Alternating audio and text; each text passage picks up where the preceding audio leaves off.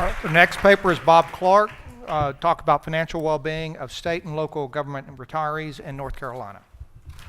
Thank you. Good afternoon. We are talking about financial distress and debt. And so you might ask, well, what's a nice guy like me talking about public workers? Everybody knows they've got pensions, they've got health insurance, things must be all right. So we're going to have a little walk down that story to see if that is in fact true. In the paper I'm going to be talking about is funded by a grant for the Institute of Consumer Money Management. Thank you, Diane. And we'll be looking at a variety of issues associated with public workers. So we do know that in general, public employees are covered by Social Security. There are certainly pockets where they're not. In North Carolina, the state that we're going to be looking at, they are covered. They are in general covered by state health plans in retirement. They are in general covered by defined benefit plans, but some are now covered by hybrid plans, cash balance plans, or defined contribution plans. So we're looking at a set of people that you might think should be entering retirement in pretty good shape. So we're going to then talk about why should we be concerned about the financial well-being of public sector retirees. A couple of things are true here. Many public sector retirees leave their job at relatively young ages in the 50s, and therefore they might face 30 or 40 years of continued life expectancy at the time that they leave. So we have to be thinking about how are you going to finance this longer period of time. Not all public employees work a full career in the public sector. They're not all 30-year employees, and so the pension that they're going to get, even if they're covered by a generous defined benefit plan, the benefit they'll get depends on the number of years of service, and it also depends on their salary when they were working. And yes, public sector jobs have lower salaries in general, but certainly there are a lot of public sector employees that are not at the top of the earnings distribution. So another factor that comes into play here is that women represent a larger proportion of public sector workers, and we'll be looking at this in a couple of different ways.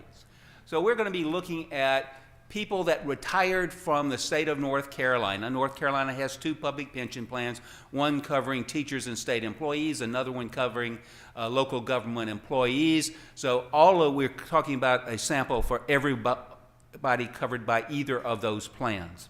So you might say again, well, what about North Carolina? Why are we interested in North Carolina? Well, North Carolina is the 9th largest state by population, about 10.4 million, and this system covers 900,000 workers. So it's a pretty big pension plan. And so what we have is, I've worked with the state of North Carolina pension plan on a variety of projects. We have a data set that includes all of the administrative records on people that retired between 2009 and 2014, 72,000 employees. So that's great news. It's the universe of retirees, but it's limited by what you have on the standard administrative data set. To supplement that, we've done a series of surveys, but the one we're going to spend most time looking at was a survey conducted in 2017, had about 3,600 employees out of that 72,000. So we did a randomized, stratified sample of the population there to survey. So what happens when we look at these people and see what are their basic characteristics? 2/3 of the public sector workers in North Carolina are women. Big factor in that is our teachers.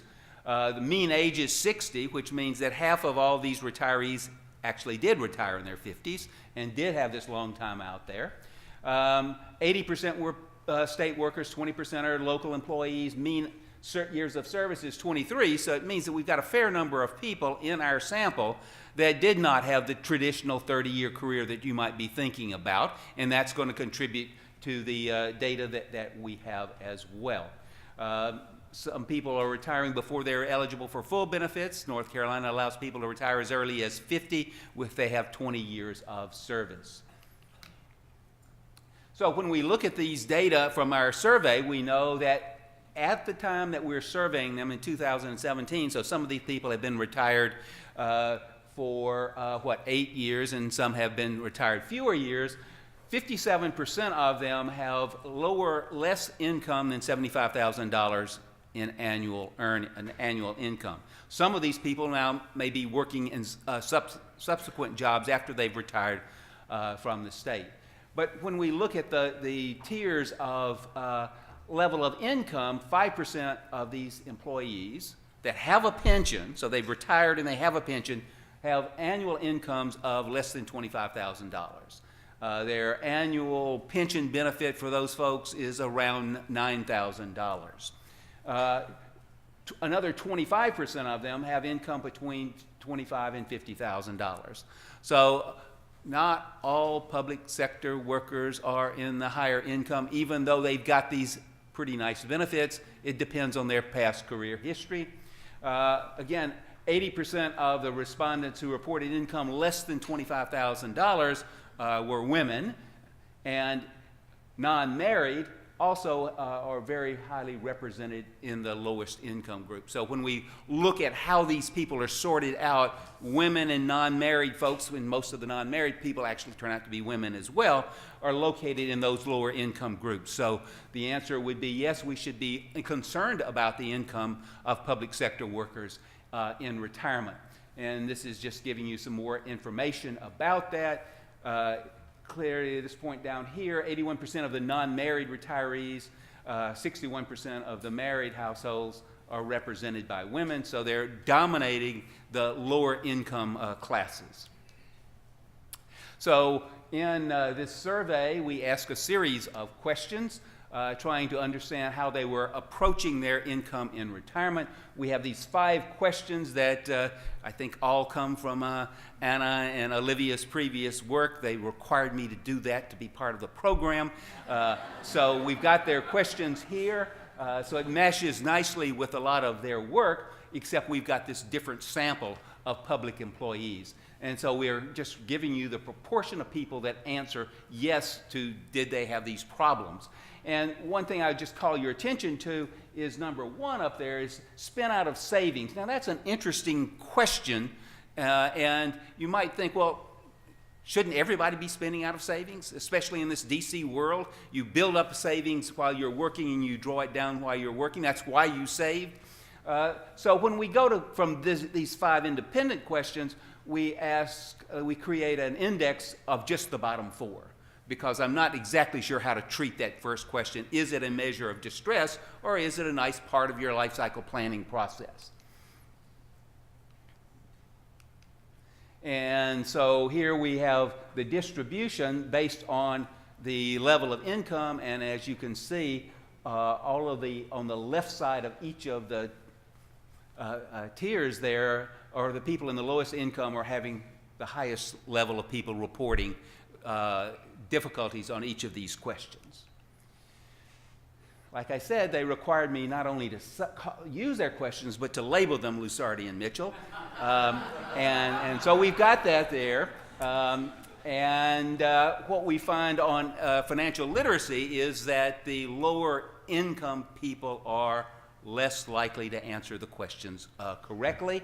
So this is no different than lots of other studies that have looked at these. Consistent with that, even though a lot of the public sector HR offices do have some measure of trying to have financial literacy programs, our previous treasurer in North Carolina certainly made financial literacy an initiative from her standpoint. And this, again, is just showing you how people responded correctly, the percentage of people answering each of these 3 questions by their level of income. And again, you get the fact that the people are much more likely to answer them positively, correctly, if they have the higher income. So again, just coming back to how does this work fit in with the other studies that we have. Financial literacy will show again it's going to be very important, but financial literacy is directly linked to the level of income of these households. So I mentioned earlier on those 5 questions, we cut it to 4. We just said if you had you answered yes, you had some difficulty on any one of them. We're going to give you a 1. If you had none of them, you're a 0. And then we did a probate regression, and the covariates or the marginal effects are pretty much as you would think. And these are all saying these characteristics have lower levels of financial distress. And again, just presenting the numbers, you can see that the higher the income, the less likely you are to have these characteristics. Financial literacy is up there. The more questions you answer correctly, the less likely you're to have any of these characteristics. So no surprises, but consistent and sort of, again, fitting in nicely with the overall literature in this area. So next thing that we wanted to do was to look at whether or not people were making mistakes. Now, making mistakes is a hard thing to think about because people are looking at it and they're perhaps using their best judgment, and maybe they're correct when they're making decisions that we might think that they're making a mistake. So we define making a mistake as maintaining a high-interest credit card debt or not paying bills while holding a positive balance in their supplemental retirement plans. So in North Carolina, public sector employees can contribute to a 401k or a 457 plan, and school teachers can also do a 403b plan.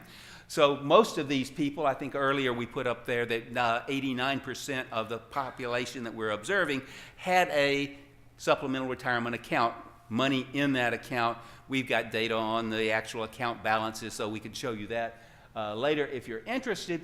And so the question is, if you've got money in this account that's earning in today's markets, depending on how you've invested it, but then you also have a credit card bill that you're paying 17% or 20% or whatever that is, that looks like a mistake. And so the question is, if we take that as a mistake, give it a 1 value in a probate equation, what do we end up with? And again, you see people with higher incomes are less likely to be making this kind of mistake. People with lower income, more likely to be making this mistake. If you actually, to distinguish between financial literacy and financial knowledge is something, a difference there. So the financial literacy questions, again, the more you get right, the less likely you are to be making this mistake. If you don't know your supplemental account balance, you're more likely to be making this kind of mistake. So knowledge is also important, as well as the difference between that and the financial literacy questions there. So well-being of public sector employees is important. Not all public sector employees are going to be well-being. Have high levels of well-being in retirement. I don't know if anybody looked at their Wall Street Journal today.